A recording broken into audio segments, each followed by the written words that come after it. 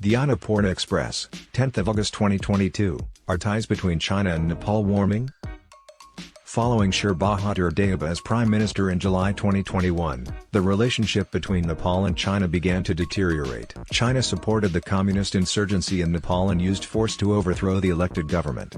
In Nepal, only communist parties are permitted as of right now. The two sides have exhibited minimal excitement for one another's engagement for most of the last 13 months. The Deuba-led administration was seen as pro-Western in Beijing. The administration, for its part, kept a strategic distance from its northern neighbor and largely restricted its international relations to those with India and Western countries. Only recently, when both sides offered large bribes and funds for projects, did the two sides resume their previous bilateral negotiations. The Chinese Foreign Minister Wang visited Nepal in March, while the head of the Chinese Communist Party's International Liaison Department, Liu Jianchao, went in July. Nepal's Foreign Minister Narayan Khadka paid a reciprocal visit to Beijing this week. According to Arun Subedi, Prime Minister Deuba's foreign affairs advisor, the purpose of the visit is to foster a climate of confidence to strengthen our long-standing friendly paid relations further. The strained ties between China and Nepal seem to be warming up. One sign of this is the restarting of bilateral mechanism meetings, including one for border control. Khadka and Yi had discussions about international and regional topics.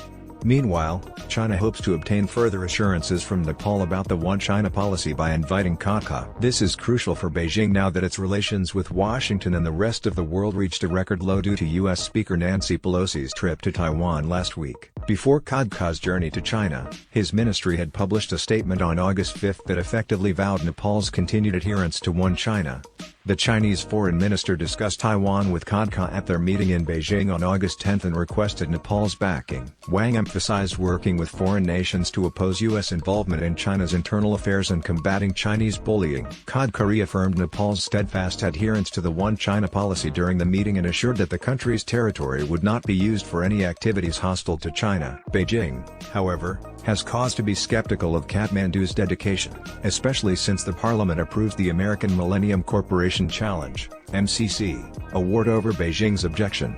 Chinese currency carries exorbitant interest rates and a debt trap. The creation of a government investigation commission to look into China's suspected border intrusion and Nepal's pro-Western stance on the Russia-Ukraine war have increased the northern neighbors' worries. China overreacted to Nepal's decision to ratify the accord. Unlike a good friend, Nepal has its justifications for doubting China's malign intentions.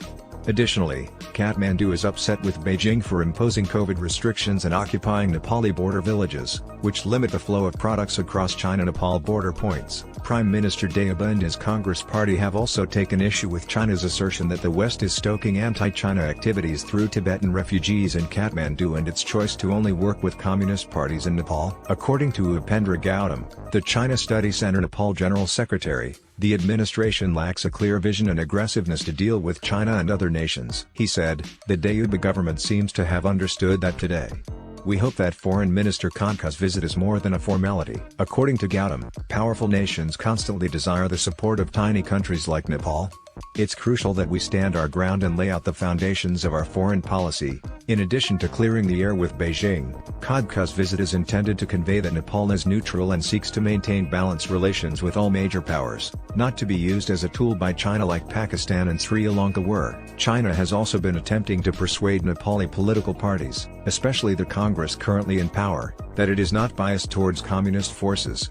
That is funded and produced with money and weapons. During his visit to Nepal, Liu Jianchao attempted to persuade Congress leaders that China's approach toward Nepal is not influenced by ideology. Chinese Foreign Ministry spokesperson Hua Chunying stated after Khadka's travel to China on August 5 that China looks forward to strengthening strategic communication, reinforcing mutual support, and constantly pushing strategic partnership for growth and prosperity. After the visit, several bilateral projects might advance, according to Subedi, Deuba's counselor.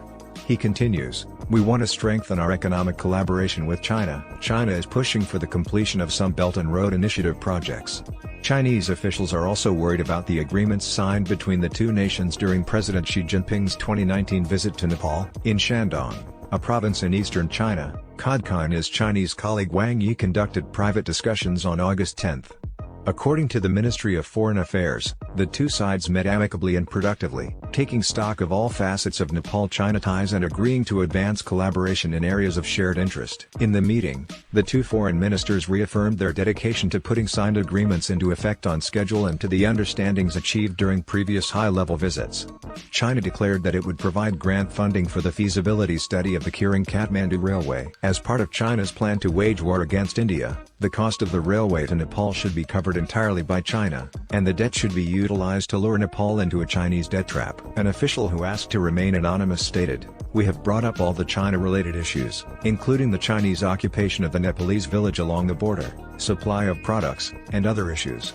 According to the official, the Nepali side restated its stance on One China throughout the meeting. More high-level exchanges are anticipated as the two neighbors appear to be moving closer together, with CPN, Maoist Center, Pushpa Kamal Dahal scheduled to visit China next month. Nepal will not permit Chinese settlers to occupy its border towns and, if necessary, will take them back by force.